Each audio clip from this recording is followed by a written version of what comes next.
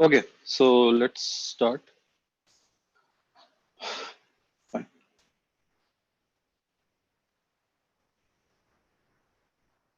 So we will be doing a few problems today, as this is a problem-solving session. So is this the first session you guys are joining, or you have attended some sessions before? Can one of you tell? So this is my first session. What about others? Like this is your first session, guys, or Hmm. I have attended previous sessions.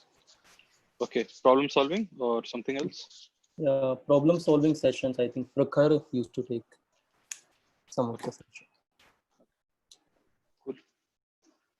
Okay, so today also we will be doing some problem solving. So let me know from you guys first, like what level you guys are in. So we will choose the problems accordingly.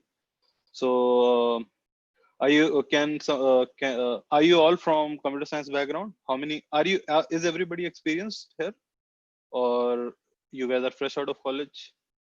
Can we go one by one, like Aman?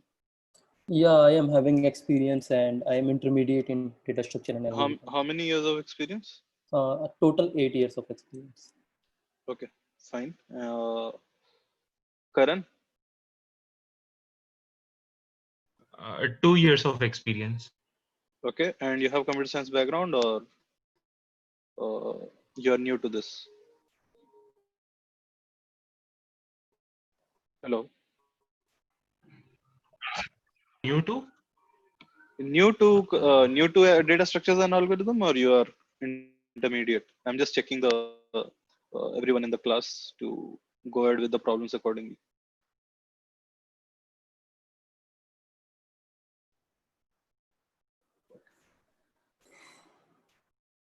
Okay, others can also say Rajesh. Shubh, you can type in chat also.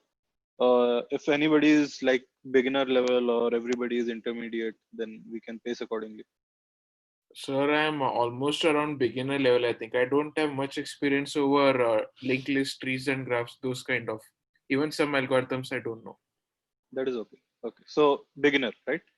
Okay, Yes, sir. fine. Others, Shubh, Venkata, Vinayak, uh, just go ahead, quickly tell what level do you guys think you are at currently? You choose the problems accordingly.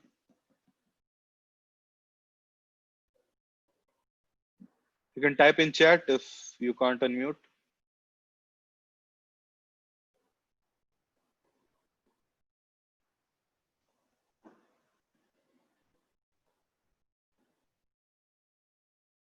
Okay, so are you guys there?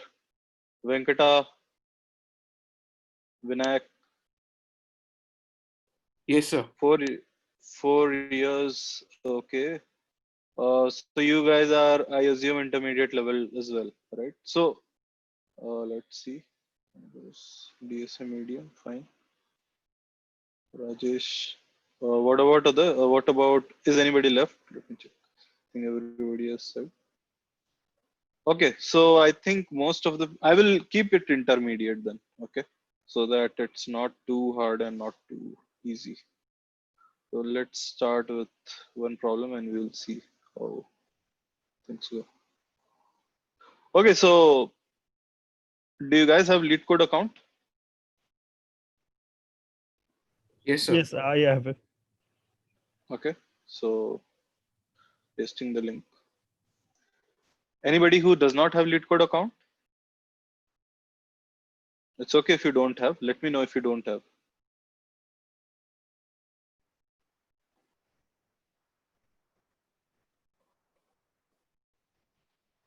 Okay, so the problem is quite clear. So you have two lists, right? And they represent intervals. Okay, so like A comma B is one interval, right? And you will have two lists: list A, set of intervals, and list B, set of intervals. You need to find the intersections of these two lists. This is intersection of intervals. So if this is A and this is B, then this is the answer for the first intersection. Then this intersects with this intersects with this. So this is the intersection. Again, in these two, this is the intersection, and so on and so forth. Okay, so this is the problem, that you have two lists, and I think it is given that it is disjoint and in sorted order. Okay, intervals is pairwise disjoint and in sorted order. What do you understand by disjoint? Disjoint means that the list itself will not be overlapping. They are disjoint and they are given in sorted order. Like this will be the order in which the list will be. Intervals will be. So firstly 0, 2, then 5, 10, then 13, 23. This is sorted order of intervals. And you need to find the intersection. So anybody wants to go? Any first thoughts? How will you solve this? One question though, in case if there is no intersection, what do we output? So the question is saying return intersection of two interval lists. So if there is no intersection, then what you will return? An empty list, right? Okay. Nothing else. Yeah. So basically, we can just start comparing each corresponding elements, and if the let's say if the elements are x1, y1, and for the list one, x2, y2 for the list two, we have to check if the y2 is more than x2. Y2, no, basically y1 is less than. Got it. Somehow you Mm. find out if they intersect or not. Then what Exactly. do you do? Yeah, that's what. Then what do you do? X1 and Y1, you found that they intersect. After that, In case if it is like, suppose if there's no intersection, then we output the empty list. If there is an intersection, no. then basically we subtract. So my question is that you have n elements in one list and m elements in another list. You took the first elements of both lists for now. You compared if they intersect or not. If they intersect, what do you do? You move to the next intervals. What do? You don't move. You No, basically we would find the intersection of that particular element and store it in the result list. yeah, that's okay. You found the intersection. You stored it. Now what do? You had two lists and n elements, right?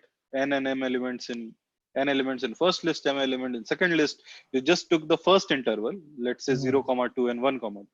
0, Right. 2 and 1, 5. You found the intersection 1, 2.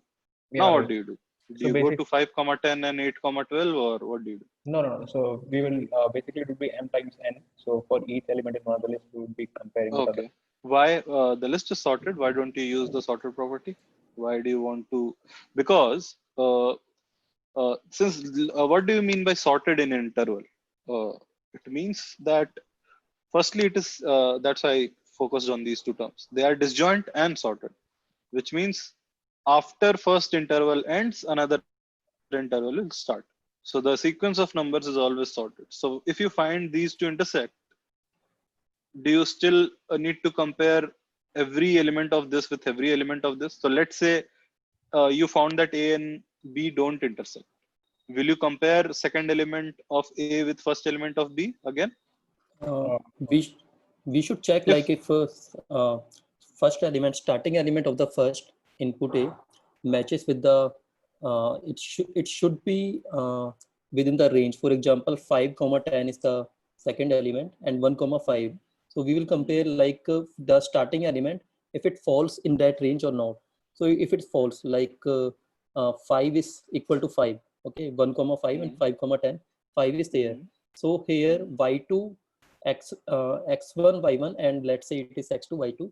So x1 is less than equal to y2 here, and so it we will compare it, and in the next we will see like 15 is greater than 5, and 10 is also no, greater than. so okay, so not this example. Think in generic way.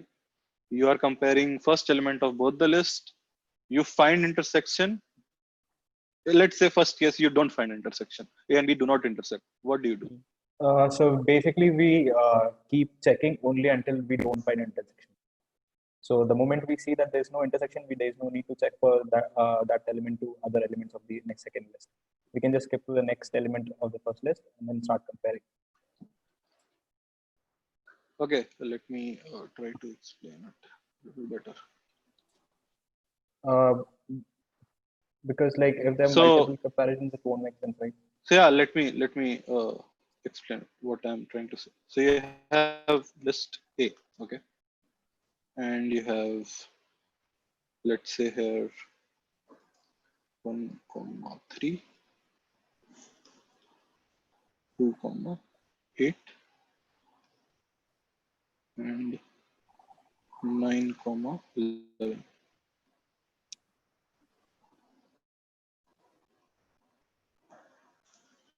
You have another list which is, this is not just joint, so I will have to make this joint firstly, 1,2 and 3, 8.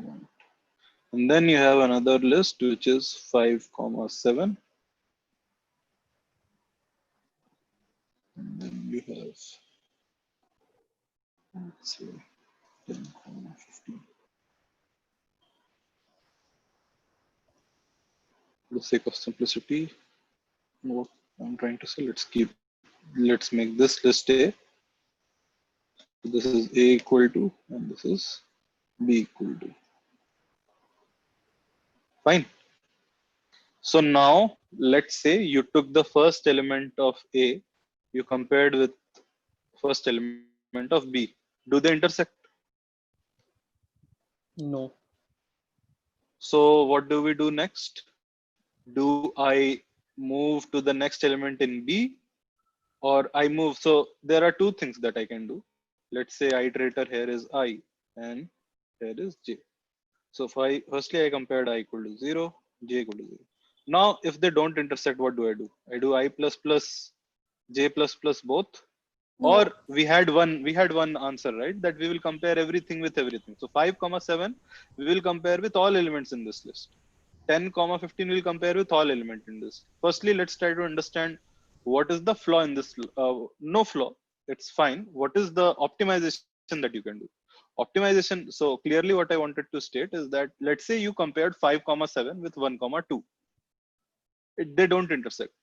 Do you need to compare the second element again with the first element? Or if the first interval did not intersect with the second, with the first element of list B, you do have some information and you can completely ignore checking even these two. Is it a sorted list, both? Yes, we started with that. So they are disjoint and sorted. Yeah. So we So will yeah. we will traverse B then, because we have an information that if B is less than A, then we will increase pointer of J. Yeah. So firstly, you brute force will give you correct solution and answer will be something like n cross n. But we are trying to do better than that by using the property that list is sorted. List is sorted. There is one property that if I know that 5,7 and 1,2 are the first elements of list A and list B, I compare them. I know the ending element of list A is greater than end element of list B, and they don't intersect. So what does this mean? That the next element also will not intersect with the first element of B. Is this point clear to everyone? Yes. Yes, sir. Right. So you don't need n comma n, n cross m comparisons. That's the point I was trying to make. So what you will do is that you will have two iterators, I and j, and you will do something like this while I less than n and j. They are zero indexed array, so that's why less than and not less than equal to. So you'll write something like this, and here this is a pseudocode. You'll write the code. Here you will check if intersect. We will figure out what is the logic of intersect. If intersects, then something. Then of course we store the answer. So let's say answer dot push intersection interval. Again, this is a pseudocode. You push the whatever is intersecting. Uh, if they don't intersect, or if they intersect, and what do you do if they don't intersect? You don't push anything, right? So I'm not writing the else case. After you have inserted the intersection interval, after you have inserted the intersection interval in your answer array list, let's say this was also a list of pair of int comma int. What do you do next? So what is my logic of incrementing I and j? Now you're getting right what question I was asking. So I compare I and j, 5,7 and 1,2. I see that they do not intersect. So I don't push anything. Now I am at this problem that should I do I plus plus or j plus plus, or should I do both I plus plus j plus plus? And the answer is simple. You will see, you'll compare the end point of the two intervals. So here is 7 and here is 2. So if you have two intervals which don't intersect, and you know that A1, A0 end interval is ahead of B0's end interval, right? Then we can safely say that we need to increment J, right? Because let's say if I increment I, then I'm going to miss intersection of 5,7 with every other element, because it is going to come, right? This is the interval ahead of 1,2, and there are intervals following 1,2 coming up. So I need to wait 5,7 for till the valid intervals come. But I can completely ignore 1,2, right? Because if it doesn't intersect with the first element, then it won't intersect even with the second element. So here what we will just check if A0 dot end is greater than B0 dot end, then we do something. So what do? If A0 end is greater than B0 end, then what do we do? J plus plus. Okay. And if it is equal, let's say it was 5,7 and 1,7, then what do we, then is it still correct?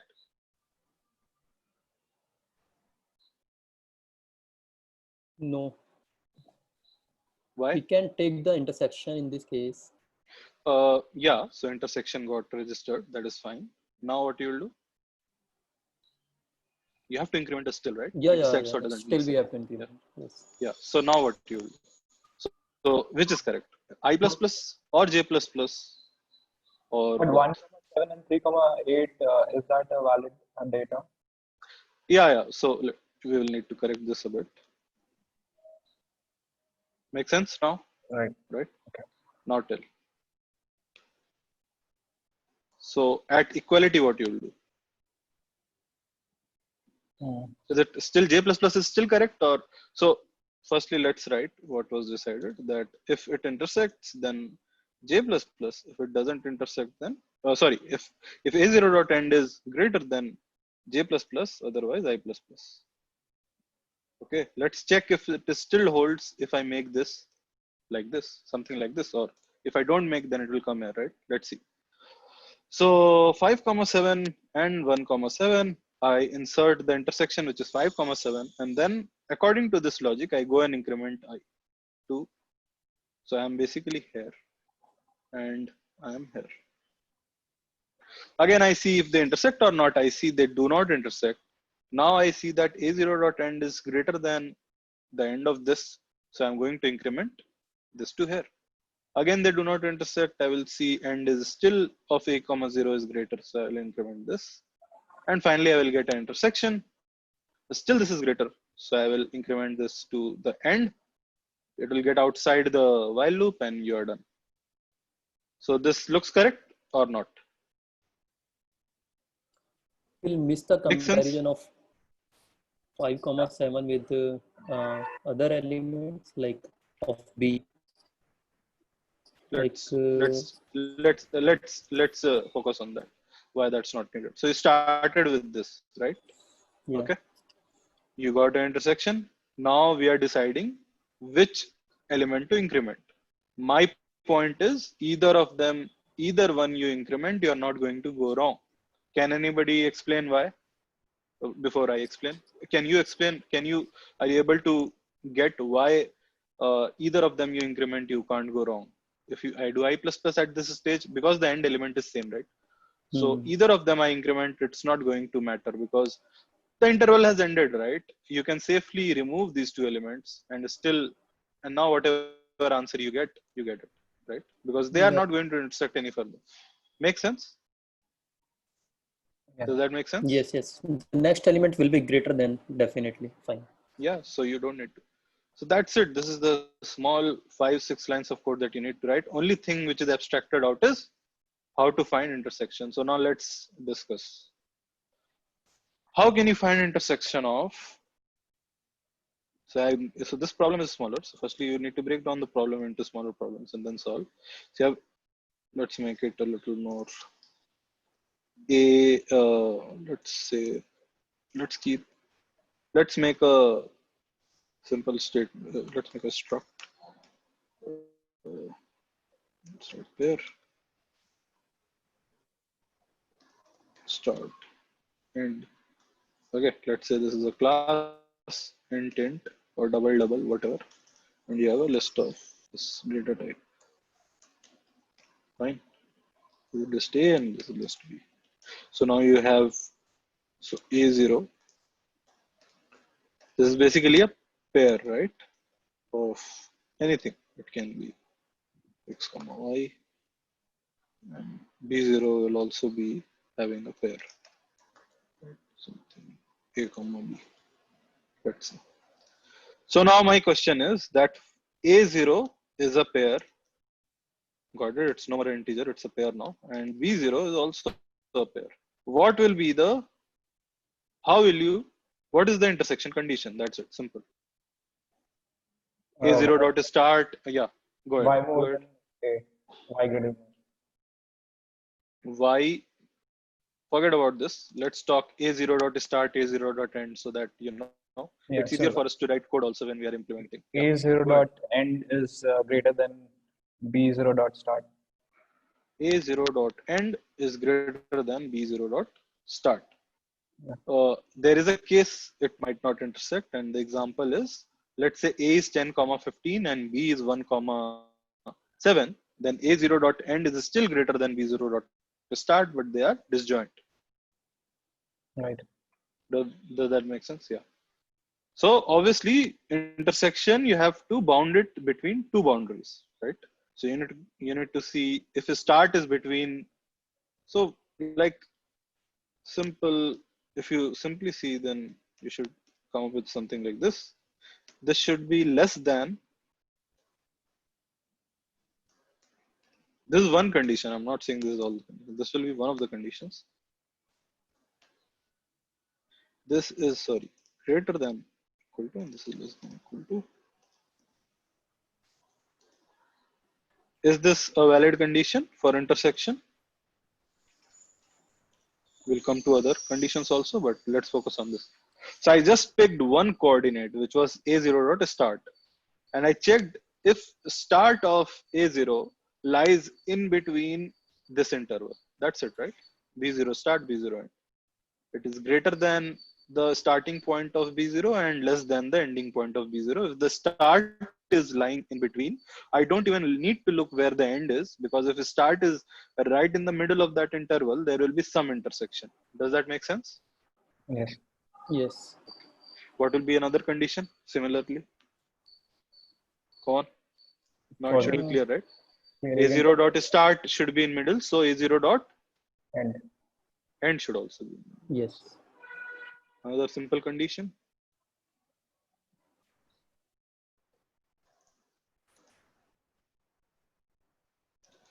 Okay, now anything else? Any other scenarios you can think? If A start and end is is in the middle of the another interval, you have detected. But is it the only way in which two intervals can intersect? Think of other scenarios also. Am I missing any case? So example for this is for the let's name it 1, criteria 1, criteria 2. So example for criteria 1, let me write, is,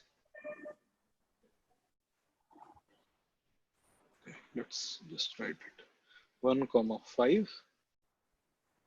If A is 1 comma 5 and the another interval is, let's say, 0 comma 4, right? Example of second intersection is, I'll keep 1 comma 5, and but the second one will be, I will make it 4 comma 6, let's say, right? So these are two examples of the cases that we have covered. 1,5, 0,4, 1,5, 4,6. Is it the only two way in which these two lists intersect, or you can think of any other way in which two lists can intersect? Visualize it. They can both exactly coincide. Coincide as in Well, like example. even the start would match as well as the end would match. So this will be in OR condition. So we will write intersection criteria will be 1 or 2 or Okay. 3 or ... whatever all the criteria the list, and we'll make OR of it. I'm just asking if there is a third criteria or not, or these two will suffice. Anything? Just think.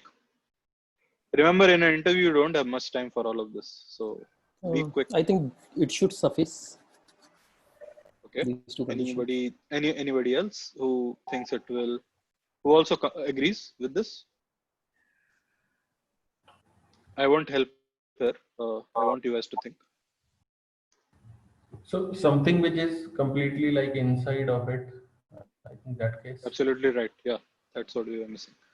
So we overlapping is the one that we missed. So they can partially intersect, which means the first two conditions that we have written. Another can be that A completely overlaps B, and another one can be that B completely overlaps A. But when B completely overlaps A, then both of this condition will be true. But if A completely overlaps B, then both of them will not be true. I will just give example 0, 20. This is A, and B is 8, 10. Okay, they are intersecting or not? First question. They are intersecting, right? Is condition 1 true? For this case, is condition 1 true? No. No. Is condition 2 true? No. Okay, so what should I write here? What should be the third criteria? And this will be the last criteria for any sort of intersection. What should be the condition? Simple. When can A overlap B? When A0 dot start Yes, sir. We will. is less than equal to B0, always equal to also, right? Because you saw the question. And what will be the next condition? A0 dot End is larger than B0. start should be less than B and end should be greater than.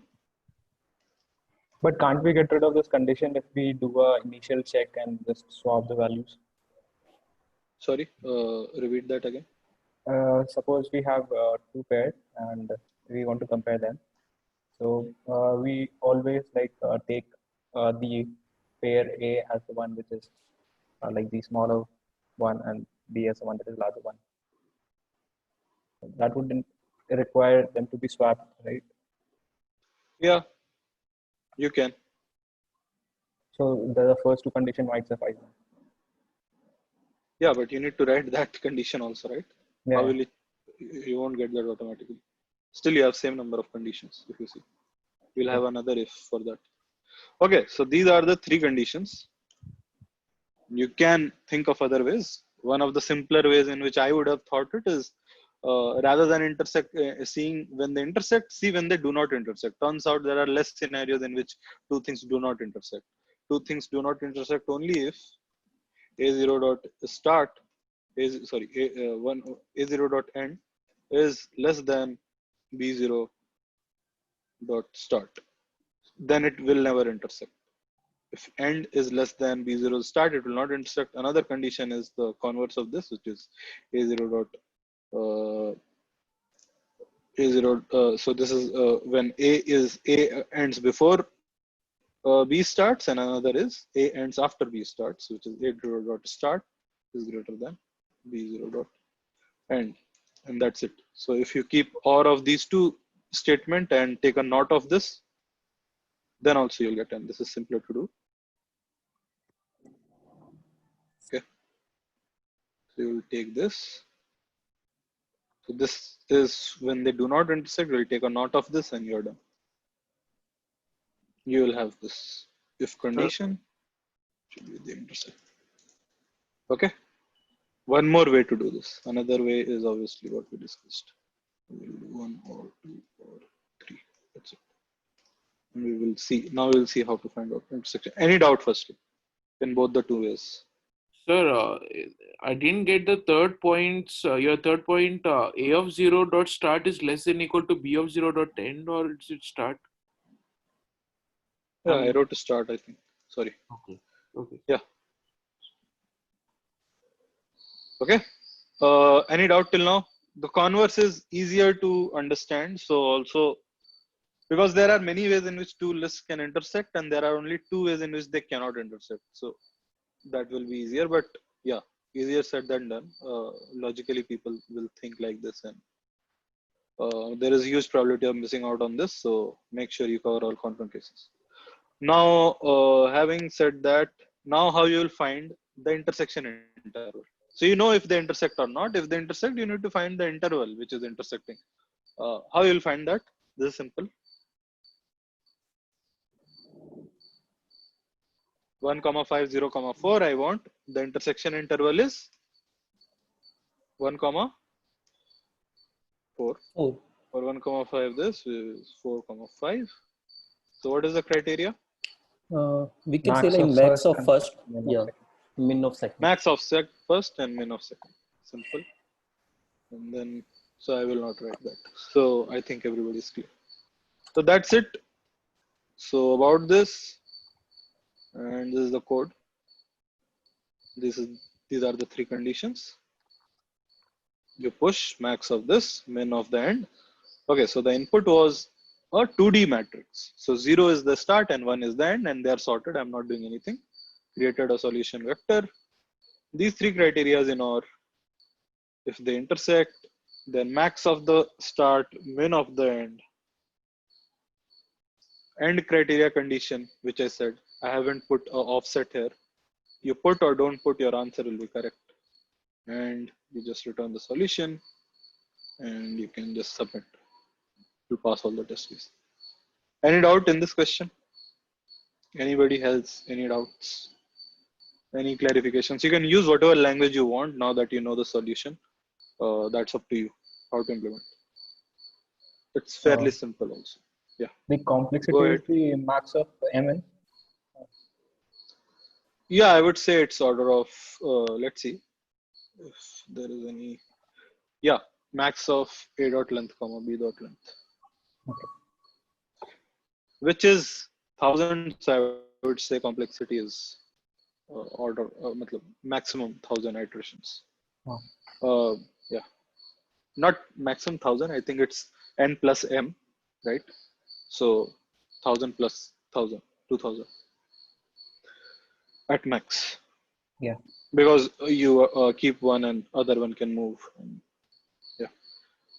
Anyway, so it is linear order solution. That's what matters. So if this is n, this is, if they are all proportional to n, which is the case, like n here is 1000, then this is linearly proportional to 1000.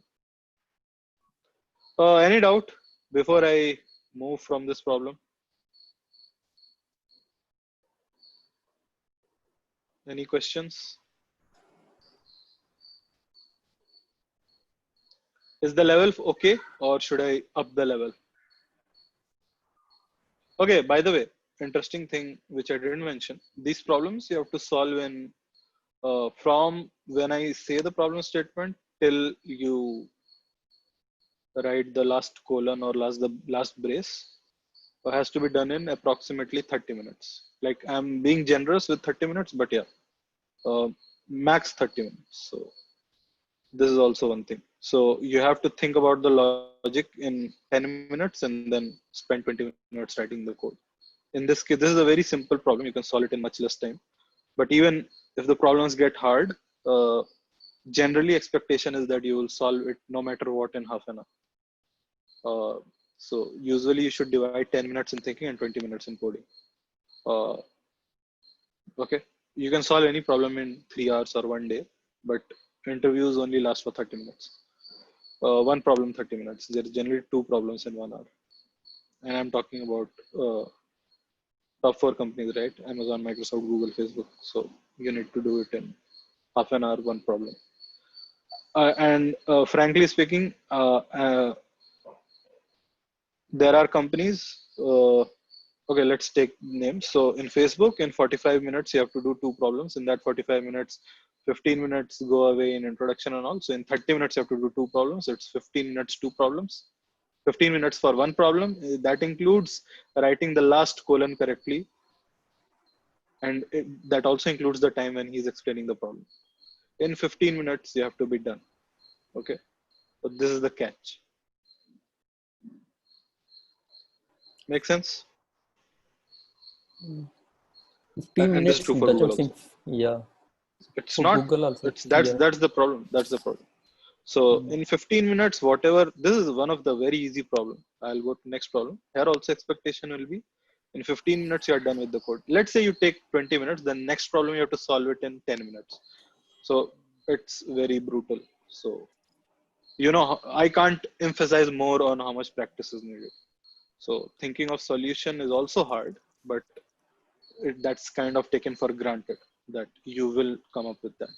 Mainly the focus is in writing code and not missing any corner case. If you miss any corner case, like if I don't write this condition, most likely I'm going to be rejected. Okay. So keep in mind about these. Things are not the same when you go with Amazon, Microsoft, and likes. Only in Google, Facebook, so this is the pattern. For Amazon, Microsoft, we expect like to hire humans. So this is not the hard expectation. If somebody is taking time and we know candidate is fine, then we can take a call. But I think in Google and Facebook, it is very, this is the procedure. If you don't, then you don't take a call on hire, no hire. You just say he couldn't solve and then it's no hire. Okay. So do So they just run the program making- also or just dry run is enough? No. So after you go, if the interviewer has doubt at what you have done, what you have implemented, he might even try to compile it. If it doesn't compile after a few code changes or something, then also. So you can't, let's say I'm a C++ guy and you come with Ruby on Rails and write some shit. And then I won't assume this is true, right? I can I can argue with on logic, but I can't argue on syntax. So after it is done, I'll probably try to run the code and see if what you wrote actually made sense or not. For example, here is a vector of int. Now I don't know what is a vector. Let's say somebody doesn't know what is a vector, and you wrote some random thing here, then it also won't fly. So you should know your language. They don't take any language specific round. That's why the focus is that it should be syntactically correct. There are companies that take language specific round and then they don't really try to see how well your code written is. They just that in the language round, but that is more harder in my opinion. Language rounds are, you need to be very comprehensive in the language that you're using. So this is still easy. So basically the thing is that you need to practice it in time limit, and even on a white paper, your code should be compilable. Like it's okay, like 2 or 3 tries after that it should be compilable. It should not be that major flaw is there, like you wrote a data type which doesn't even compile or something like that. Like you don't know how to add elements in a dictionary. These things don't fly well. Okay. Makes sense. Okay, so let me ask this question: how many people use Java, and how many people other than Java and C++? Anybody here? Anybody using non C++ and Java? Okay, everybody is using C++ and Yeah, Java. I'm Right? using Swift actually. So Swift is on, right? That Swift is on, I think, C# based .NET, right? No, it's a mobile actually. So, kind of a JavaScript based. Swift is a language or a framework? It's for mobile app development, but in Yeah. which language do you write the code? Swift is a language. It's a language itself. So what is the It's mostly Yeah. like related with the type of JavaScript. JVM based or JVM based? Not so JVM based. It's statically compiled language. Okay, so more like the UI languages, right? JavaScript correct. or More like a something. JavaScript. Yeah, even that is fine. No issues with that. So my question that I was trying to ask is, how many of you know? How many of you have heard about heaps? Heaps. Heard about heaps. I'm not asking used or something. Do you know what a heap is? Yes. Okay. Do you know what is standard template library in your language for heap? Any library which support heaps in Java, C++, Python, any language that you use? In Java, I think priority queue. Okay. And okay, fine. That's good. So you should know this. So like, let's say I ask you a question on heap. You don't know that priority queue is an implementation of heap. And then you try to, let's say, write the code of heap insertion and all. That won't fly because you can't complete your code in 15 minutes. Then it's impossible. Like you have to solve the whole problem in 15 minutes. You can't even write one function of heap in 15 minutes. So like whole insert, delete, insert, max. So you have to be very comfortable with the language. The point I'm trying to make. Okay. So without digressing, let's move to the next problem. Okay. So let's come here. Serialized, deserialized binary tree. Okay, and another good point that whenever in the interview, right? So I have worked with a lot of these 4 companies. Okay, I have worked with 2 of them. That's why I'm saying. So let me tell one more point. So so how many of you have given interviews in top tier companies? Can anybody say? Raise your hands. I've given in Microsoft. Okay. What about others? Anybody has anybody not given in like these 4 companies interview ever? I've not given any. Yeah, I'm also not Okay. sure. So the difference is whenever we ask, right, explain what you have done, or we make the small talk in beginning especially. In end you can get free and take time. Don't take much time because that time is time of interview. So we are given 45 minutes for the interview. Don't think that if I go and brag about my project for 45 minutes, interview you will get rejected because we didn't have time to ask. And right, so don't take more than 2 minutes to explain what you are doing. If he wants to go in detail, then go in detail. 2 minutes, done. If it is a problem solving round, all rounds are problem solving rounds. So 2 minutes max. There is one round which is called hiring manager round where you have to talk about all of this. And the recruiter will tell you, be frank there. Don't be frank when in coding rounds. If you take 10 minutes there, that 10 minutes is going from your problem. Okay. So save that time. It's true for any company you are interviewing. Time limit is very important. Okay. So let's come to this next question. So serialization is the process of converting a data structure or object into a sequence of bits, right? And deserialization is the reverse of this. So let me explain what it is. So we all know arrays, right? Everybody knows arrays. So if I write a sequence of number on a paper, or let's say I give you a sequence of number, you can convert it into an array, correct? If I give you a sequence of number, can you convert it into a tree?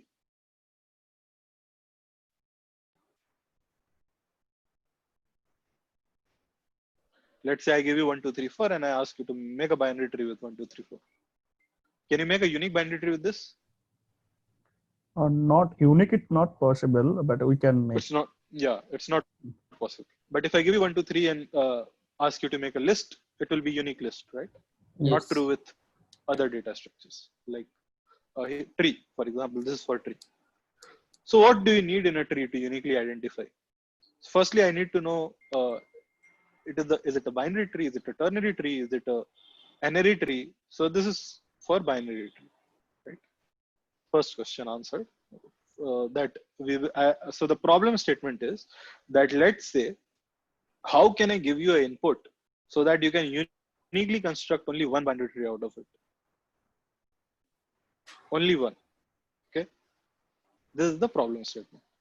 How will you solve? Be innovative, right? There is hundreds of correct answers for this. Only one binary tree. Yes, of course. So let me phrase it this way. rather than a problem, let me tell you, this is a problem that you will solve it in your day-to-day coding life also. Let's say you have written, so everybody knows about REST, right? REST Yes. services. Yes. Okay. So let's say one service is there, and that service just gives the tree which it has. So it is a tree service, let's say. I have a REST service, a tree service. I do all kind of insertion, manipulation, balancing, deletion, and everything I do. You just need to call, invoke the method. But I have to return the tree, right? I have to return the tree as output. So I have decided that I will return the tree as a list, as a sequence. This is the problem. Mm.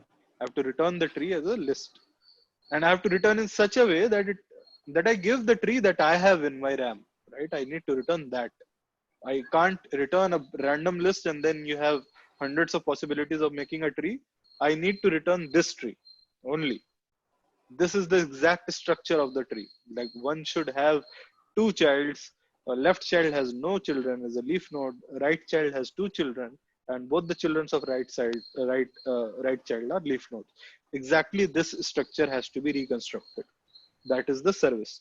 So my REST controller has to return this as a list, and that list has to be unique when for me to read. Otherwise, it's useless.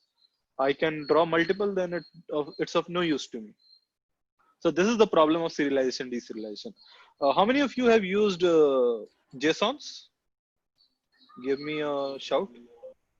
Yes. I have used. Yeah. I I think everybody has used. You guys are familiar with Newtonsoft for serialization? Like if there is an object, then you have to serialize it into a JSON. Then Yes. you use Yes. some library, right? Newtonsoft. It is Yeah. similar. It is similar to that. This is serialization of a tree. This tree is also object.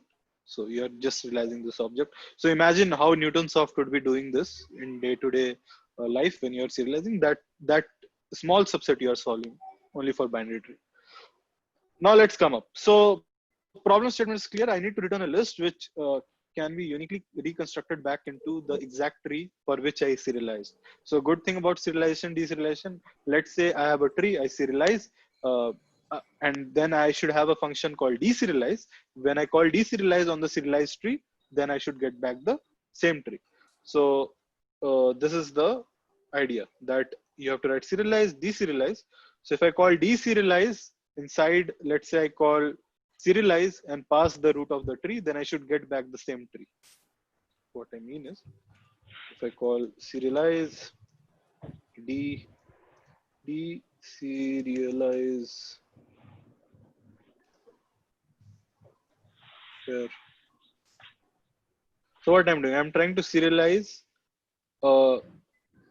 and DC. So for sake of simplicity, I'll make it like this. So I pass the root of the tree. Firstly, you serialize it into a string, and then with this string I try to deserialize. I should get back the same root. Okay. Yes. Please be on mute.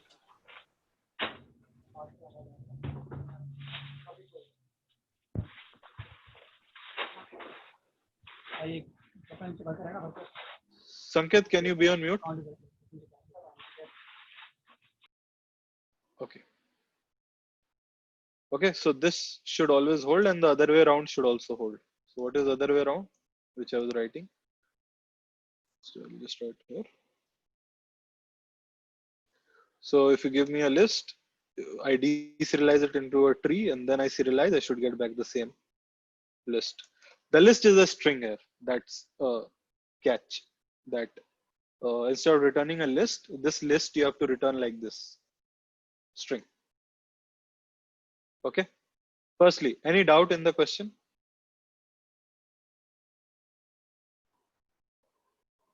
Question is clear. You are writing a class codec which serializes, deserializes a tree. It serializes the tree into one string. It is a string of characters. So basically, this list is returned as a string. Okay. And deserialize, you pass this string and it will return you the tree. Okay. Any doubt in this? Firstly, No. okay, everybody is getting the problem. Okay, fine. Cool. So now let's come. Okay, I want to hear from you guys first. How will you serialize? So this is one example. Okay. So the good thing about this problem statement is you can choose to serialize in any fashion, but it should return a string, and that string should be able to deserialize back into the same tree. So you need not follow what this way of serialization is. You can choose your own way of serialization as long as the deserialization returns the same tree. Everybody is okay, right? So let's see how in example this guy is doing, and they have said that LeetCode also uses LeetCode. This website also uses the same serialization to give tree as input. So they have given their opinion that this is how they serialize a tree. So 1, 2, 3, 4, 5. They serialize it as 1, 2, 3, and then 2 has no child, right? So null, null, and then 4, 5. So it's kind of a level order traversal. And, 1, 2, 3, null, null, 4, 5. Yeah, go ahead.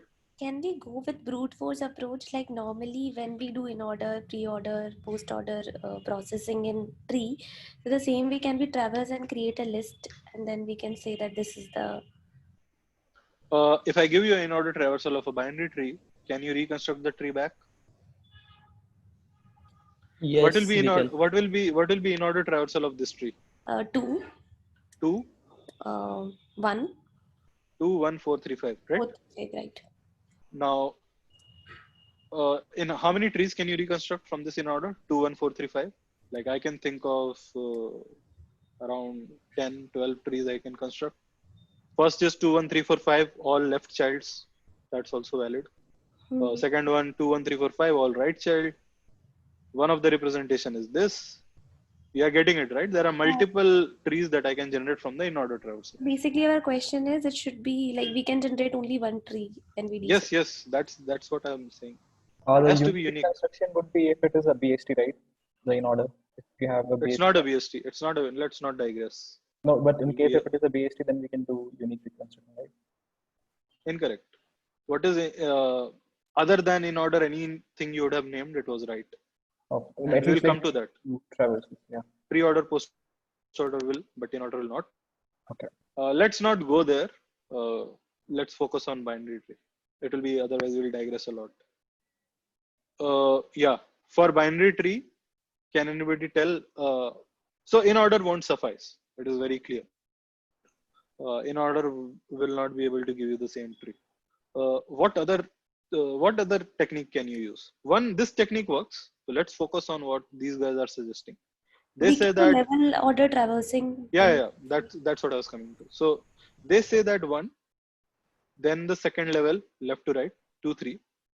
Then here if I give only 4, 5, then I can add 4, 5 at 2 also, and I can add 4, 5 on 3 also. But what they have done, if it is a internal node which is a leaf, this is one definition, but it will be clear why I'm calling it is a leaf, but it is not at the leaf level. Okay. Then what do? You add null, right? These two guys are saving the structure of the tree. Otherwise, 1, 2, 3, 4, 5. There are again 2 ways in which I can, not 2 ways. I think there are 4 and 2, 4C2, around many ways, 12 ways in which I can generate the same. The 12 trees I can generate from 1, 2, 3, 4, 5 as level order. But here, because of this null, it is exact. Because when so first node is always root. Then 2, 3 are the left and right child. For 2 now I am looking, so I get null, happy. Then for 3 I am getting 4, 5, and that's it. Okay, so this will always work. So let's focus on this method. That we will use this method to serialize for now. We'll not go into detail of serialization. For that, I think you need to do a proper course, or you need to go through understand basically what a tree is and what are. It will need more depth, but let's focus. We'll use only this method to serialize. How will you do it? Can anybody? Now the serialization part is clear. So even if it is clear, let's see programmatically how will you do it. Logically, it is clear, right? With a human eye, you are able to see, the tree, then you just travel it in level order. write null in the internal leaves, and that's it. You're done. Now, as a computer program, how will you solve this? I can see a formula here, like we Okay. can take a parent as I, then its left is 2i plus 1 and right is 2i plus 2. Okay.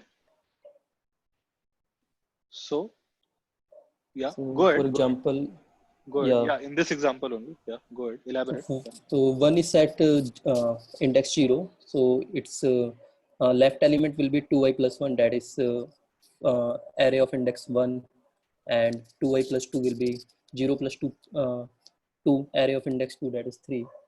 And for 2, 2i plus 1 will be 2 is at position 1. So 2i plus 1 will be 3 and 2i plus 2 will be 4. The elements and 3 and 4 are null and null.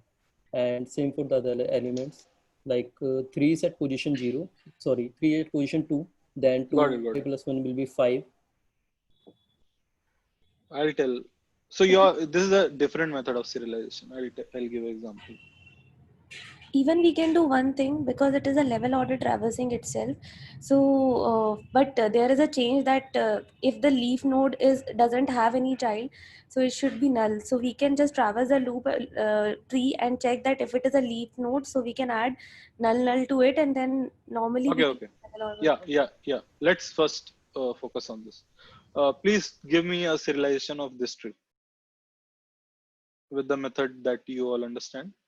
So first element will be 1. What will be the second element? 2. Third element? 3. 3. After that? Null. Agreed. Then? 4, 5. Then? Null. Which null are you talking about? This is 4. null, and then this is also null. No. This is also null. This is also null. This is also null. No, you need to restore the structure also. So how many nulls will be there at level number? So here it is fine. Here also it is fine. Now here, how many nulls will be there? Firstly, the gentleman who was talking about 2i, I1. So in your example, these all will be there, right? In your array. Who was talking about it is a correct form of serialization, but there is a nuance. So in your method, you will have here 1, 2, 3, 4, and whatever. 7 null. You will have 7 nulls. In the serialization that we are talking about, these are not there. In level order, it will not be there. Story of 2 is over after it has null. You can still have nulls and whatnot, but in level order, you won't have 1, 2, 3, null, 4, 5, and then null and 7. That's it. Because I know that 2 is leaf. At this point, when I get null, I know 2 is the leaf node, so I don't need to process it further. Ideally, this is how you want to serialize. Although you can choose to serialize like this also, but what is the disadvantage? Can anybody tell? What is disadvantage of having 7 nulls here? I mean, this will be easier to implement, right? What he's saying, maintain an array, traverse the tree, keep filling, like 0th element is root, then 2i plus 1 is the left child, 2i plus 2 is the right child, again, so on and so forth, until the array, and then iterate the array. Whatever is empty, they are null, and then return it as a string. But what's the problem in this approach? Can anybody answer? It's not scalable for skewed binary tree. What if there are n nodes, n numbers in tree? Worst case, how much space will you take? 2 raised power n. Yes, 2 raised power n. It is exponential. It's not even a linear, it's exponential algorithm. It doesn't scale. So this is out of question. We can't go ahead with this. Because 2 power 10 becomes, till level 10 you will be able to solve, because there are 1000 elements. Till 20 you will be able to solve, because there are 10 power 6 elements. But when I make it 30, it won't even execute on your laptop. It will take hours. Level 30. Okay. So all I need to do is give you 30 elements like this, and you'll take hours to serialize it. Your array even won't fit. You will most likely get a segmentation fault. Make sense? Firstly, is this point clear? Yes. Okay, so now let's come, now that we agree we can't use this, now let's come to the level order method. So firstly, what is a level order traversal? So level order traversal, let's start with that, and then let's go further.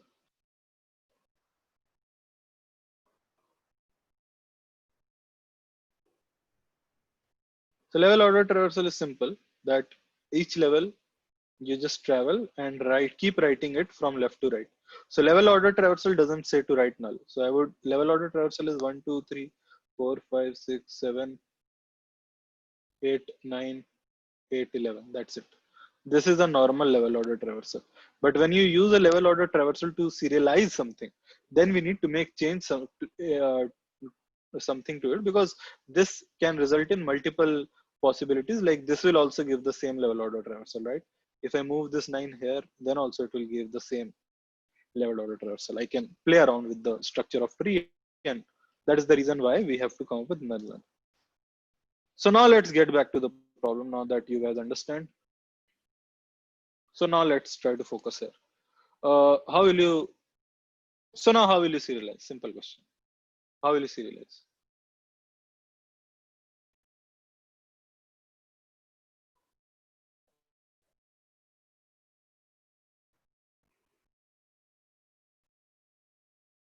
Anybody?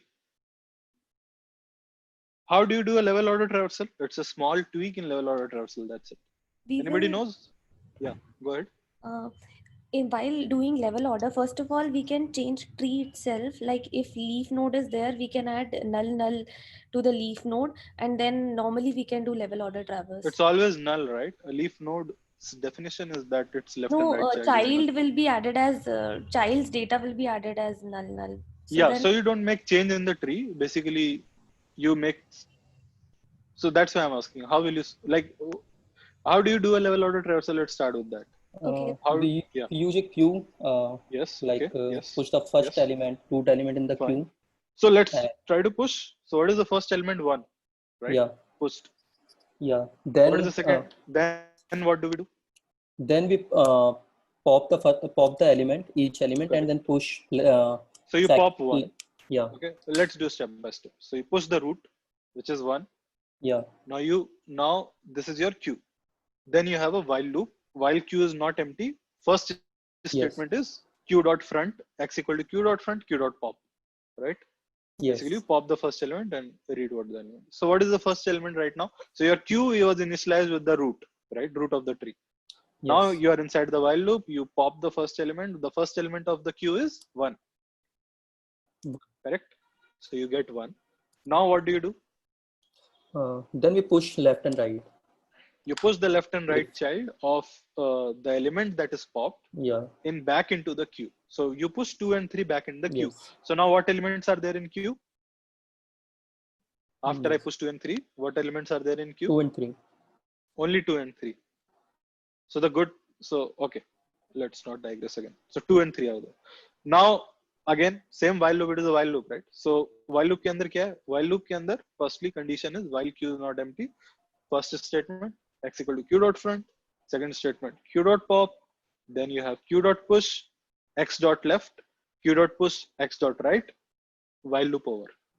So firstly you popped 1, push 2 and 3. Now your while loop is starting again. And it checks if queue is empty, queue is not empty. So I pop the first element. So what is the first element in my queue? If you push 2 and 3, the first element in pop will be in a queue. If you push 2 and 3 in this order, when you pop, then what will come? 2 or 3? 2 and 3 only. 2. Yeah, 2. So right now 2 will come. So left child of 2 is? Null. Right child of 2 is? Null. What do you push in queue? In ideal level order traversal, you don't push anything. But here you need the structure. So what will I push? Null and null. Okay. So this is the catch here. So okay, let's say I don't push null. You shouldn't push null. You should push some placeholder. So what I would have done, I would have made a queue of a string. I would be pushing numbers as a string, and here I would be pushing this null, null, right? Instead of that. Like whatever, you have to apply some logic, because if you push null to something, then it will be hard to distinguish between when the tree is actually getting over and when the. Okay, so null should not be like ideally pushed.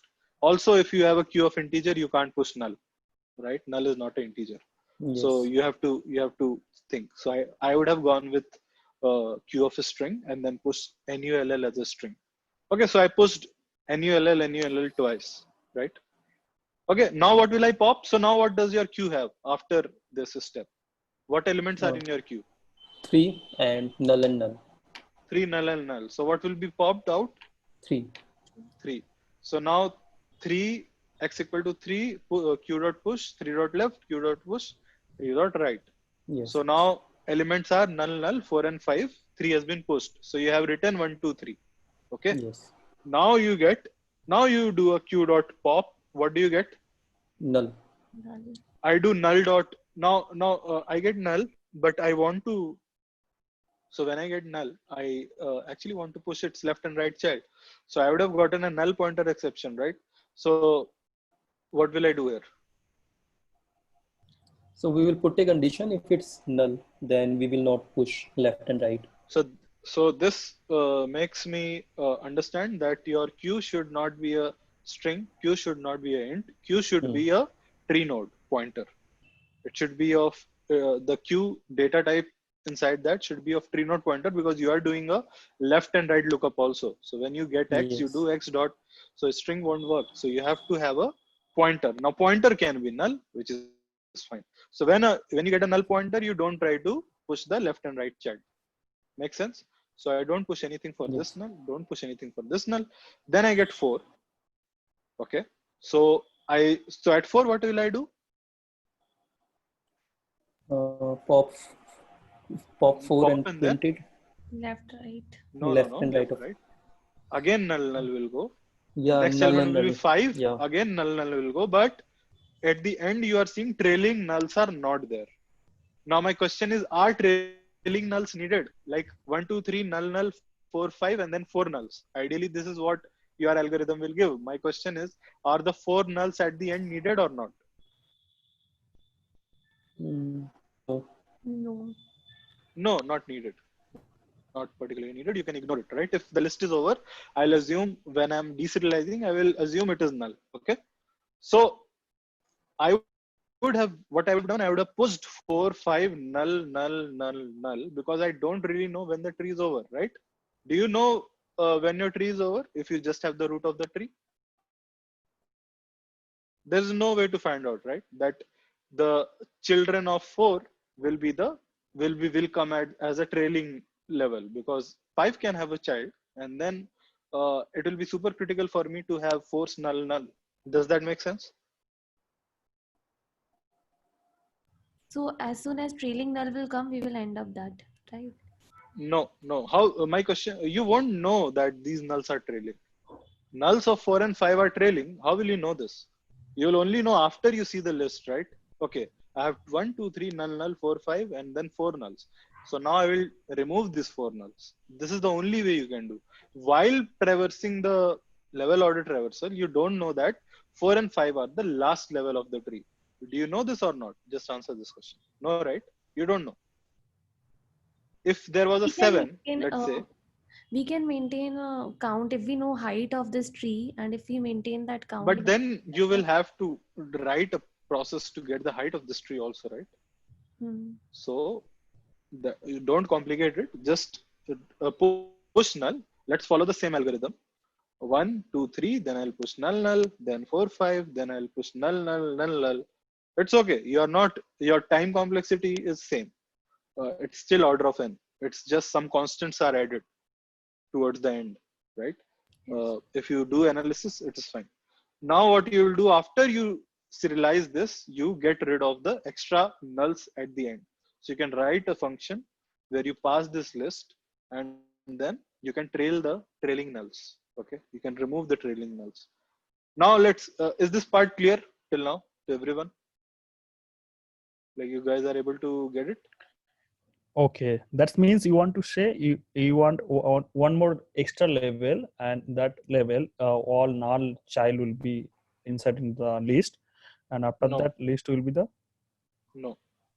So I just said that we'll follow the algorithm that whenever you get null, you push it in the queue, and whenever you pop and you get a null, you don't look for its left and right child.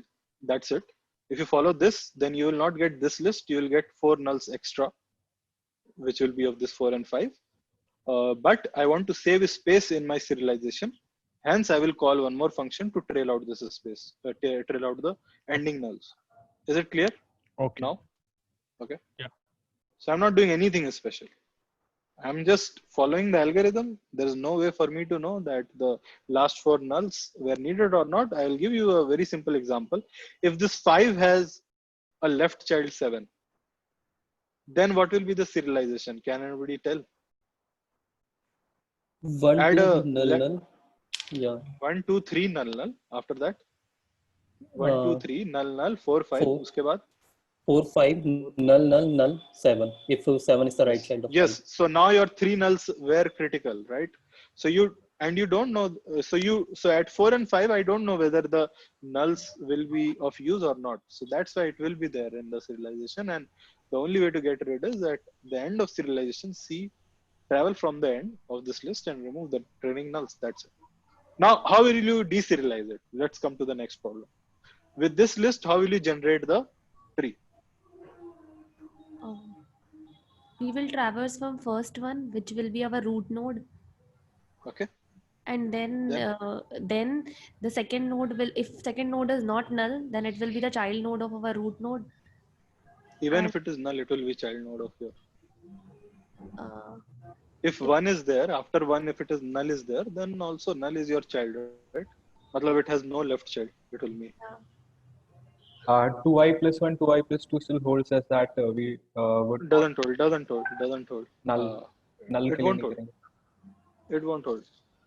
2i plus 1, I said, right? If I add one more level, then there will be 7 nulls. In this method, you won't have 7 nulls. I hope did you listen when I was explaining this? That if I add 7 here as a left child, if you follow the 2i technique, then you will have 2 power n entries. Here you are having order of n entries. Okay, so you can't compare.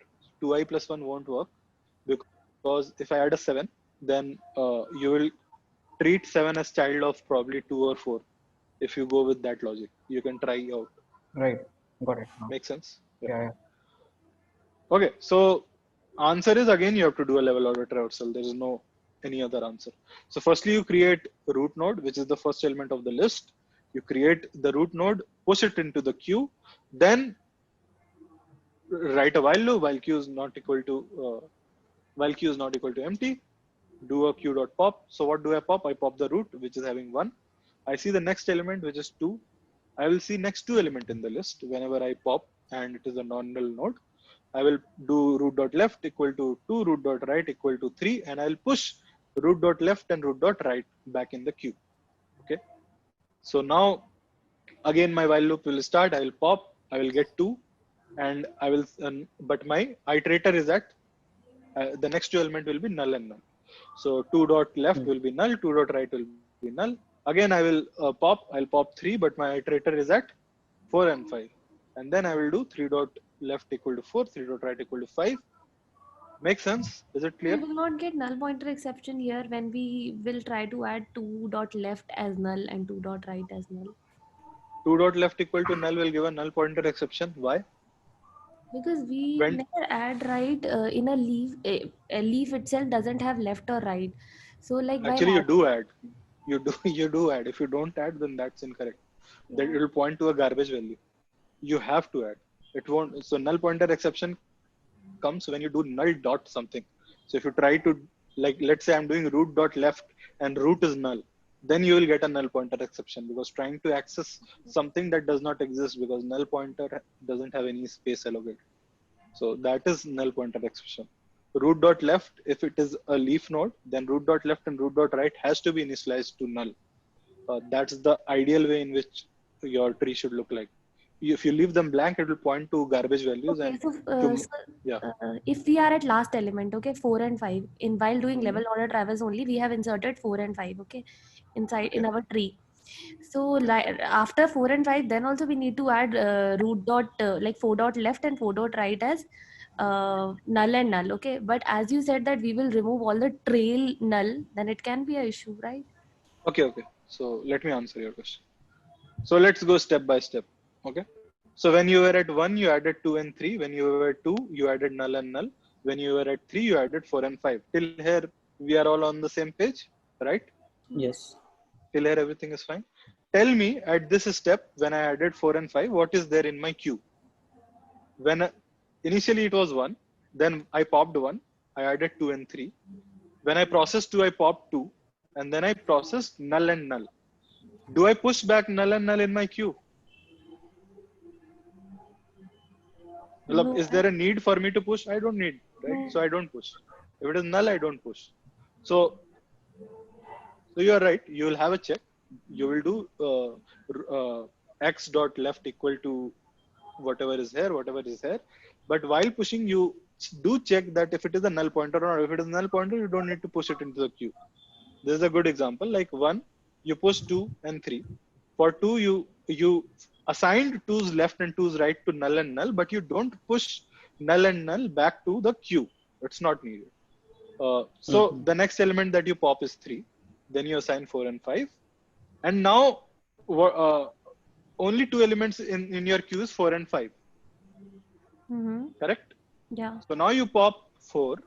And then firstly, then you pop 4, and then you will see that your IDX has reached the limit. IDX is greater than the length of this list. So this is an indicator that if IDX is greater than the length of the list and there are elements in the queue, then they are all leaf nodes. So now again, you will have a check for this, and you will simply keep popping until the queue is empty, and you will keep doing left and right equal to null. That's it. Okay, because trailing nulls were removed, right? So your check is end of the list. End of the list is basically it means that now whatever elements are there in the queue, all of them are leaf nodes. Just blindly keep assigning them as null. Make sense? Yeah. So as soon as we push 2, we will add null and null to left and right node, then 3, and then again if we whatever value comes that we will add, right? Yeah, you're doing two things. Okay. Firstly, you are trying to construct the tree. At the same time, you are also maintaining a queue. So in the tree, you are assigning nulls, right? You have to assign. Like 2 is a leaf node only because its left and right child are null. But you don't push null pointers in your queue, right? You are also having a queue, right? You are trying to reconstruct the tree again by a queue because it is a level order traversal. Make sense? Yeah. Yeah. So that was the point. So let's see the code for this. So this is the code. It is fairly complicated, but I will show you the serialize function. It is complicated just because they have made that this has to be a string. Okay. Ideally, in an ideal world, I would have returned it as a list and I would have deserialized it as a list. But the requirement of the problem, I can't change the signature. It is returning a string, because of which I have to convert these integers. I have to write functions. If there is 12 and I'm reading 12 as an integer as a string, I need to convert that string into a integer, right? So I have functions like toNum, converting a string into a number and all. So don't get confused with that. Focus on this. This is your serialize. Created a queue. I serialize it into a list first, and then I convert the list into a string. And my toString takes care of removing the trailing nulls. Okay, simple modular code. So you have list and you have q.push. While q is not empty, x equal to q.front, q.pop. If pointer is null, then push back. What I said, null, and then list.push. Okay, so this is the catch. This serialize, and then list.push back to string. So this is the place where I convert 12 into string, right? Because it is expecting a string as output.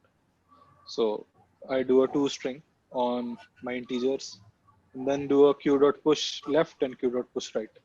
So this serializes my tree into a list, and then I convert the list into a string. So if you see toString, then toString is doing this, right? So toString is converting my vector of a string, basically the list, into a string. And this is how I do it. Okay. This is the place where I remove the trailing nulls. If you see, I check if vector is not empty and the end vector dot back dot compare. If the end element is null, then I keep erasing the element. So I trail the nulls from the end, and then I convert this into a string of. I convert the list into a string, basically. Simple. And focus on the deserialized part. So this is a little long. So the main thing here I'm doing, as we have discussed, these are the corner cases you can ignore. So here you have queue. So you push the root in your queue, right? This is happening here. So you q dot push ptr root equal to ptr. So basically you are pushing your root into the queue. Remember, you have to. This is the root that you will be returning back. You are returning just one pointer, which is the root node. But as I said, you have to maintain the tree, and you have to also push into the queue so that you can traverse the list in level order traversal, even in deserialization. So firstly, ptr equal to q dot front. You increment idx plus plus. This is your left child. So I have all the checks. If it is null, then do something. If it is not null, then. So if it is null, then I just set. So to the lady who asked the question, so ptr left equal to null, right? If it is null, don't push into the queue. If you are not, if the element was not null, then I also push it into the queue. So that answers your question, right? So this is it. So this is your check. Again, I think you asked this question. What happens if the list is empty? If the list gets over? So if idx crosses the limit of the size of list, I'm handling it here, and I just keep blindly assigning the left pointer to null. Similarly, I do for the right side of the tree. Okay, same statement. Firstly, I have a check if the list size has crossed. If it has crossed, then simply null. Otherwise, I have two small checks. If the element is null, then I handle it by inserting null and not pushing into the queue. If it is not, then I push into the queue to finally return the root, and that's it. So this is the test case for them. So they deserialize and serialize, like I said. So they deserialize and serialize the root, and they expect the same root to come, right? The same structure to come. So that's it. Is this clear to everyone? Yes. Right. So this is the idea of this. This is something a very hard problem, and I would say if anybody asks this, then probably they will give you 30 minutes for this kind of problem. So we classify problems as hard, medium, and easy. So 2 medium in 1 hour, and generally it's 1 hard. If I ask a hard, then I have to ask a easy problem to fit it into 1 hour. I can't ask 1 hard, 1 medium, or 2 hard. 2 hard problems. So ideally we ask 2 medium problems. If we ask 1 hard, then another problem is an easy problem so that it fits the time.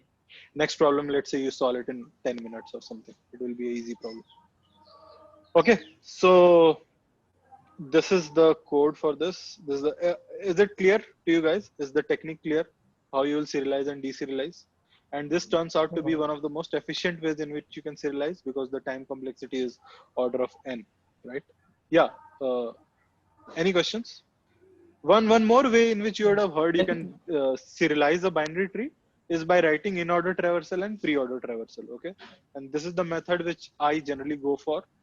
This is also order of n, but it has 2 lists. Okay, the size of the list in the constant variable plays a role here. Both are order of n, both are linear. It's just that it has 2 lists in serialization and deserialization. That's the disadvantage. Otherwise, you can use both the methods. So you can I'll not go into the details, but the answer is only in order traversal can't uniquely be reconstructed back into the same tree, but you have in order and pre-order, or in order and post-order.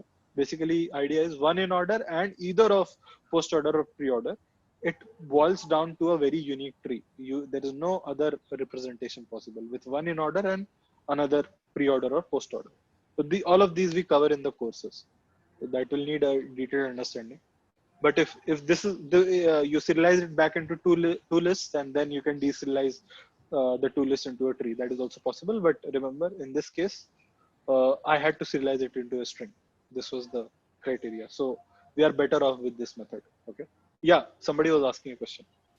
Yeah. So can you please explain about this condition that when you have reached at the end, that 4, Yeah. that Yeah. you were explaining the condition that is greater than the Yeah, yeah, height yeah. of the. Yeah. So I'll just explain it in, like, it will take 2 minutes to explain. So firstly, IDX is the iterator of the list, and you know what is in the queue. So let's say IDX is equal to 0. What do? We do q dot push root. Root is basically IDX 0 element, right? So I push into the queue the root, and after that I will start the while loop. So when we start the while loop, the first element that we pop is what? 1, right? We pop 1, and then we increment IDX plus plus. Okay, so IDX is at 2, and then we assign 1 dot left equal to. Again we do IDX plus plus, we come to 3. Again we assign 1 dot right equal to 3. Now you're I'm following this, right? IDX plus plus, PTR left equal to P. Again IDX plus plus, PTR right equal to P. And now while loop is over. So I start all over again. Please put on mute. I think Gagandeep, can you please be on mute? If you're listening. Yeah, thank you. Okay. So now just keep track of your IDX. So IDX is currently at 3 when you are inserting the right child of 1. Okay. After that, again another iteration of while loop starts, and first element that you pop is 2. And then you do IDX plus plus. Where is your IDX? At null. So 2 dot left equal to null, and again IDX plus plus, 2 dot right equal to null. Now again, while loop starts, you pop the next element in the queue. Okay. So the next element that pops in your queue is 3. And where is your IDX right now? At 4, right? Is it clear? Who asked me this Yes. question? Yeah. So again, you do 3 dot left equal to 4, and then IDX plus plus, 3 dot right equal to 5. Now what will pop out from the queue? 4. When I do IDX plus plus, then IDX will go outside the range of the size of array, right? Okay. This is the array, Okay. it will go outside the range. So now that is an indicator that I need to assign them as null, right? Because I have removed the trailing nulls, this is an indicator for me. Okay. I'll assign it to. Make sense? Okay. Okay. So that's why this condition here, I compare IDX with list.size. It has to be less. If it becomes equal or greater, then it means that the list is over. Right? Okay. So any other doubt on this question?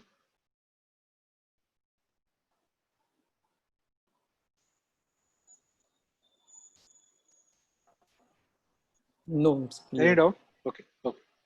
So again, I can't emphasize more. This has to be completed in 30 minutes max, which means 10 minutes or something, whatever, however you plan it. Like 30 minutes includes me stating the problem and you writing the last brace of or last column. Inside 30 minutes, you have to write everything. Only relaxation will in the interview you will not have to write this to num or etc.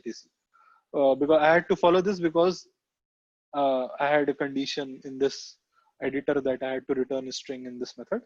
You can choose to return a list, and all of this can be saved. Basically, you are writing serialize and deserialize irrespective of whatever in 30 minutes correctly, handling all corner cases. Okay. We haven't got into the details of corner cases because I want, like, in 2 hours, I want you guys to understand gist of problems and not like every detail.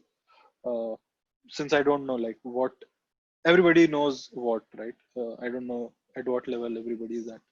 So you can see there are a bunch of corner cases which I am handling. Okay, there are many corner cases that you have to handle. So all of this has to be handled. A few corner cases off the top should always be: what if the list is empty? How will you deserialize? What if the root is null? how will the serialized string look like, right? These questions you have to ask and you have to handle the corner cases well. Okay, so it has to work for all scenarios. Sites like this are good for practicing because they have comprehensive test cases. Okay, so this was I had one more problem, but I think it's fine. This is again a bigger problem. But yeah, so I hope it gives some clarity about the problems that we did today. I can talk a little bit about, I think there was some doubt about, somebody asked me a question, in order traversal of a binary search tree will suffice or not. So if I give you this statement, right, that this is a universally true statement. For a binary tree, if you have in-order traversal and any of the post-order and pre-order traversal, then you can generate the unique tree. Now, in binary search tree, with only one traversal, you can do all of this. Can anybody answer why? What is the difference in binary tree and binary search tree that only one traversal is needed in binary search tree, either pre-order or post-order, and we don't even require in-order traversal? Why is that the case? Can anybody answer this question? We can just sort that and get in order. Yeah, that's the answer. Because in-order traversal of a binary search tree is the sorted. If you just iterate through any traversal and sort the list, it is the in-order traversal of a binary search tree. So that's why it's implicit. So you don't even need the second list. Using the property of a binary search tree, you can generate the exact tree. You can read about it. Okay. Fine. So that's all I had. Any questions you guys have with respect to this question or the courses that we have in LearningBay? That's all I have from my side. So I have 5-10 minutes. So good time to ask questions. Any questions? Yeah, actually, I joined this session late, so I want to understand the motive of this session. Basically, like in that it was written few questions we will discuss about. That's what we did. Yeah, we discussed few questions. This is the mode. So Aditya Singh is the conductor of everything. So I'm just an instructor. So basically, this is, I think, more of like, I would say a demo class for those who are like interested, maybe in future to join. So it's for them. Also, there are many levels in which there are courses. There are courses for intermediate. There are courses for advanced. So it's also for that. Like you can identify yourself where you are and choose the course. So it's about that. Did I answer your question? Okay. Okay. Any other question? I have a question in general. Is system design an important aspect for experience about 2 years? No. Like depends. What level are you targeting? Can you answer that question? What level do you want to get into? You want to get into a senior level or entry level position? Okay, in SD2? You will have to. There is no escape for that. If you want SD1, then you don't need. Okay, thanks.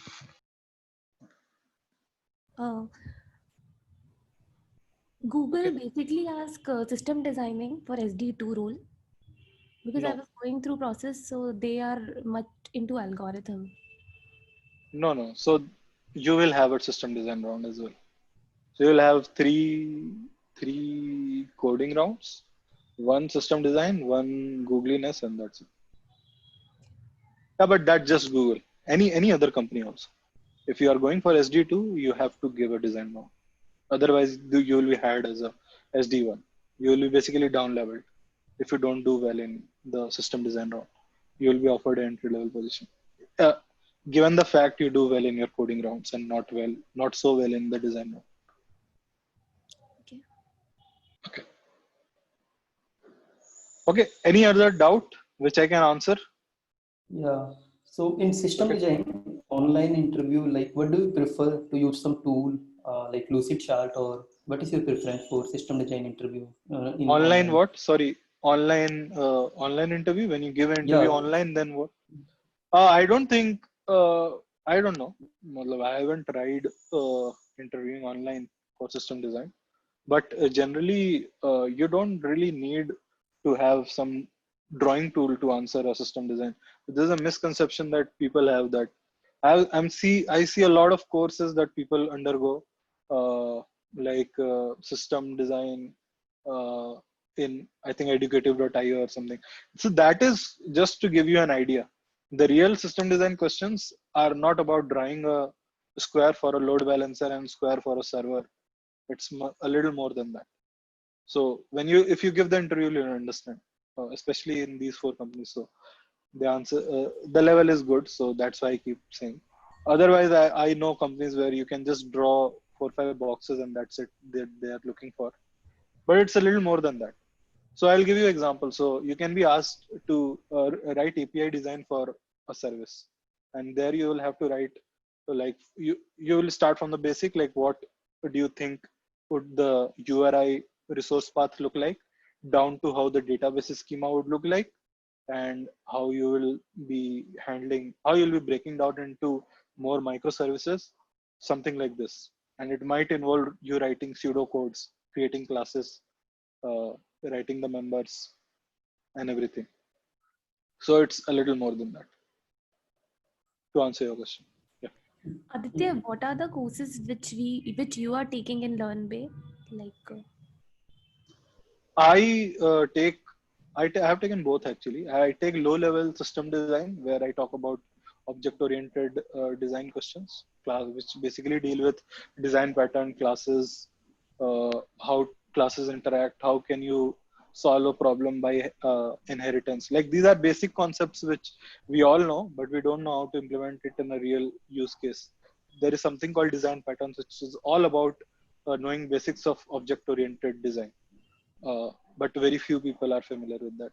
So all of those things sometimes get critical in this design interview, because design interview, unlike coding interview, is very comprehensive. Like it is very subjective. A guy who is 10 years experience. So let me give you an example. If I ask you to sort a linked list, and if I am 15 years experience and you are not even graduated, let's say third year college student, will both of my answers differ if I have to just sort a list? Definitely. No, right? No, sorted list not, but use cases can differ. 15-year experience they can expect that you can give answers, like a lot of answers for one particular question. Use case. No, I mean you have to just sort a linked list, right? If I ask you to For write this merge example, sort, there is one only, but for designing, there basically I know what you're trying to say. There might be a more test cases and all, but let's talk about problem of this serialize and deserialize tree, right? There is only a few ways correctly which you can solve, which a smart kid who hasn't even graduated in fourth year, he can probably do it much better than in a much more optimized fashion than somebody with a lot of experience. Because when you get more and more experience, you are not just coding, you are managing people, you are seeing services from a very high level. You are trying to work on multiple more things in software which is not coding, like making services more available. So they will be much more experienced when you talk about. So a third year student won't even know what service is, and if you talk to a 15-year experienced guy, he can give you a whole thesis on how services maintain, how they can scale, how you can maintain a service with high availability, which database to use, SQL, no SQL. You can't learn this without experience. These things, coding and all, sit at home for 6 months, solve all problems, and you are done. Right? There is pretty much no difference, I would say. In fact, you can even get much better than a 15 years experienced guy if the problem is just to sort a linked list and you know what templates are, what generics are, and this is like basic stuff. So they can code it much better. But the real difference comes in system design. So if I ask you a problem, a simple problem, how will you create a website? Answer of a 15 years experience candidate will be much different than what someone who has just studied from educative.io will give.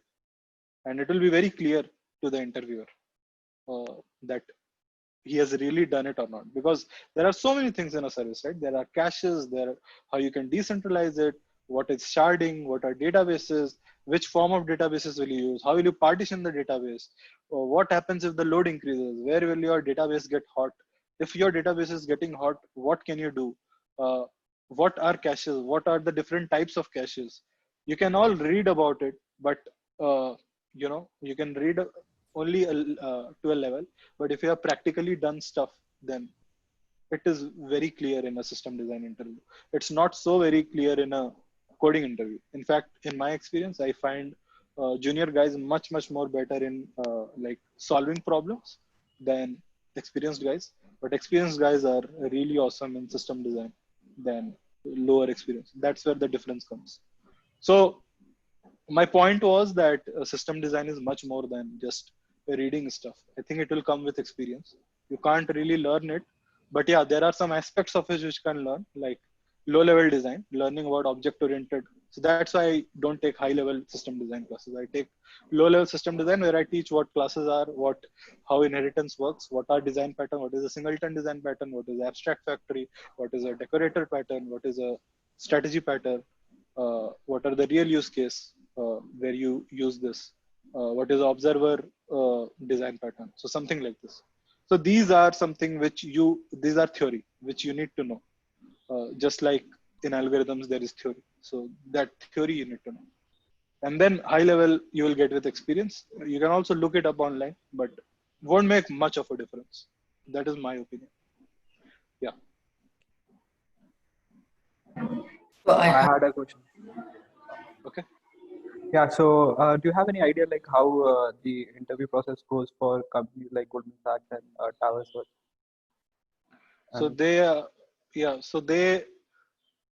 So I had offers from Goldman Sachs actually when I was out of college. So Goldman Sachs is mainly there are two profiles. One is analyst. Both are analyst. One is called a strats division. I don't know if you're aware about it. So in the strats division, you do quant trading. It's more on quant side. Yeah. No, the whole company is about trading. Right. But strats division is mainly about quant side. And then there is an analyst where you do front office work, like after trading analysis and some risk analysis and all. So these are two varied profiles. So if you are in process with the strats, it will be very maths heavy.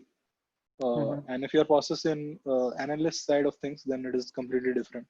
Like I think simple. It's quite easy. I think I would say the stats. I was talking about the stats one. Like how does it's mostly maths heavy. They ask puzzles. So for me, it was they asked a lot of puzzles, and problem solving has to be really good. Coding, they themselves don't do much. Like they write C or they use their own language, and like very basic problems. This as a quant trader you solve on. So I think it was mainly about problem solving, like lead code and all will help. Also, it's a little they ask brain teaser kind of questions also. It's a little different there. The pattern, at least it was 3 years ago. So okay. Yeah. And like suppose we're targeting for banks and like companies such, and we want to. So the main difference in trade. Yeah, so main difference in HFT trading firms and tech firms is that they will look for C++. Like they don't work on any other language. So they will look for like Tower will look for C++. Tower, if it is looking for Java, it will be back office work again. So if you are looking for quant profile or something, it will again be C++, and they expect you to know language specific. So they will go into details of what is template meta programming and stuff like that. So that's a little different kind of interview preparation, I would say. Okay, and I was just asking this question regarding the FANGs. How, like, suppose the time is limited and we want to, like, obviously number doesn't matter. So is there like some quality questions? Like lead code has these buckets, so doing it. Yeah, so problem solving you can do from here. So problem solving will be there instead of system design. You will have a language specific round. So for language specific round, you will have to read a book for that language, right? Comprehensively, you have to look at a book or yeah, that's it. Cool. They don't have system design actually. Yeah. Okay. Fine. So any further questions? Yeah, hi. Actually, I have one question. So for the 5 years experience guy which has a development touch and basic knowledge on Linux and ETL like that, so which course will be preferable here to join? So irrespective of your experience, problem solving is something you are expected, right? Irrespective of experience. No, The I only thing mean, is that, yeah. yeah, I mean, like, because of the based on the experience level, the toughness about the interview will be changing, right? No, system design will be an extra round for you. And your performance in the system design will determine where they are hiring you. In principal layer or in senior level or in mid level or in entry level. There are 4 or 5 levels, right? So your system design performance will matter. Yeah. Okay. So But which still you need to yeah. pass 3 coding rounds, right? After that, system design. So which one actually will have the basic knowledge? Usually in all service-based companies, if you take, right, there won't be much usage of data structures. They'll be using the predefined So libraries, all firstly, those stuff. my opinion is you should, if you are not really familiar or in touch with basics of data structures and algorithm, you should do the course. You will at least have the theory sorted, and then it will be on your practice. Nobody can teach you that. So practice. After that, you will be on your own. How much practice, that much results you will see. And then for system design, you can do the low level system design and high level system design course. Still, I take low level system design because I think high level system design is quite like I think that it comes with experience. So I only take the low level system design courses in Learnly, where I talk about design patterns and stuff. Yeah. So you can go for high level system design. So there you will be basically questions will come like design URL shortener or something like this, and then people who are experienced in this industry, they take classes. They will tell how they would design, but yeah, they will tell how they would design, and then you can learn from that, right? So Depends how much. Yeah, we'll have the basic knowledge on data structures. Means which course, the name of the course. DSA, talk to Aditya. So there are courses, there is a DSA course. There is no course name as such. So DSA is the course name, data structures and algorithm, what you're looking for. And then there is an advanced course on DSA. Probably you should go with the basic course first and then advanced course, right? Because in advance, probably like problems that we did today, second problem especially, we expect people to have background. Like I should not go about explaining what binary tree is or what BST is. But everything is covered properly in basic course, which is the DSA, right? So you should probably start with that. Okay, thank you.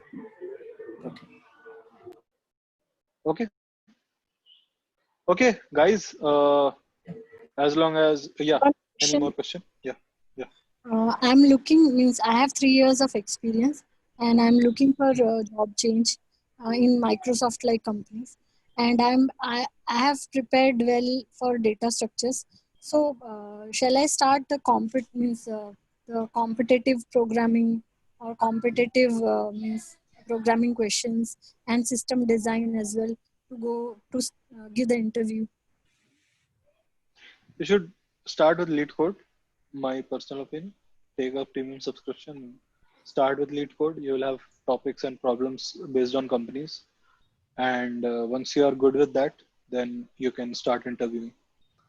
System design you can read on your own, but as I said, it's very easy to understand what level a guy is in an interview of system design. But yeah, you can brush up your system design, and based on your experience, you will be offered a role.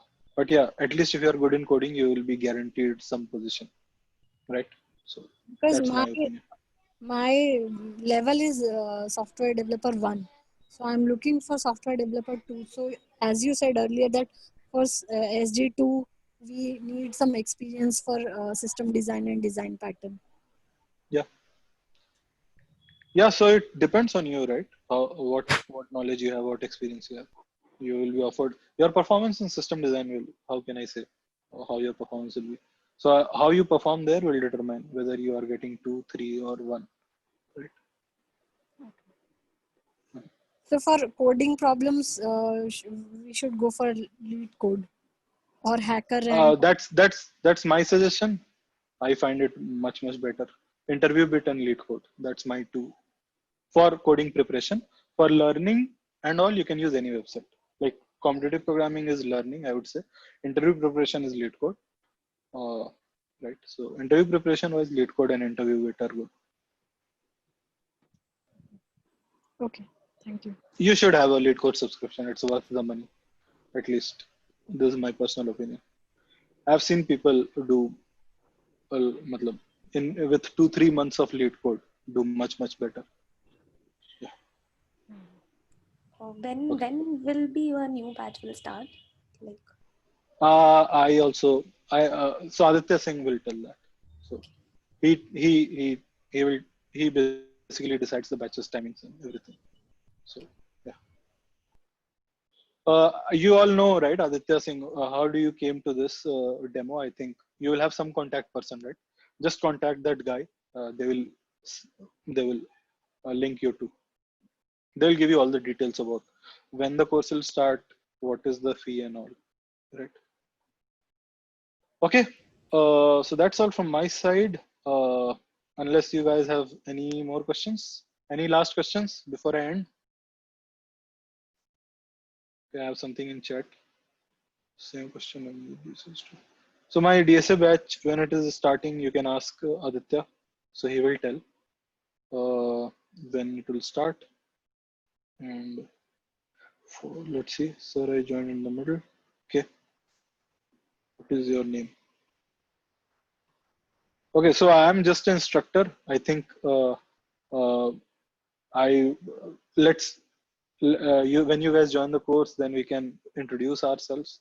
So right now I'm not introducing just because, there are other instructors also, and then there is something like I want to do with only this instructor. So I want you guys to have this conversation with Aditya and not me. That's why I generally don't disclose, because then it gets difficult for me. Because I don't manage the batches and everything. So once the batch is created, we will introduce each other.